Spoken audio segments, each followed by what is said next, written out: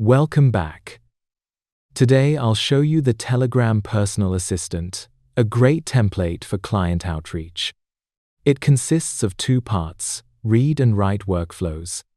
For the read part, the agent visits Telegram and checks the login status.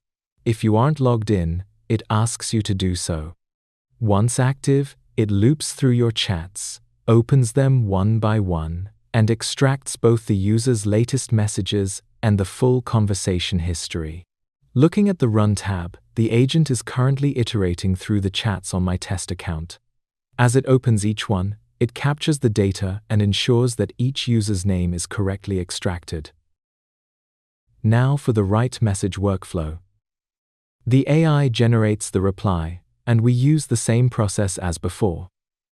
After checking the login status, we iterate through the messages. When the bot finds a sender that matches the name and response data from n8n, it uses the input node to automatically send that answer to the user. So, you can see inside the Run tab that the agent only answered the specific user we had a response for. It didn't send messages to anyone else, showing how precisely the bot targets the correct chats. Let's continue with the n8n setup. You'll find lots of helpful notes inside the template. The workflow triggers on a schedule, initiating the read sequence. After passing the human interaction step, the extracted data is sent to a split node. This way, we can loop through the messages and process every chat one by one. For every item in the loop, we send the name and conversation history to an AI agent.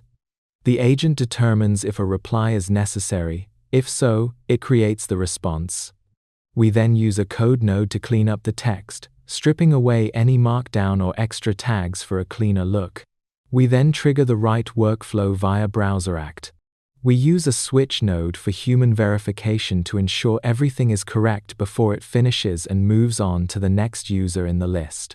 Here is the final output. The AI managed to go through the list and reply to each person one by one.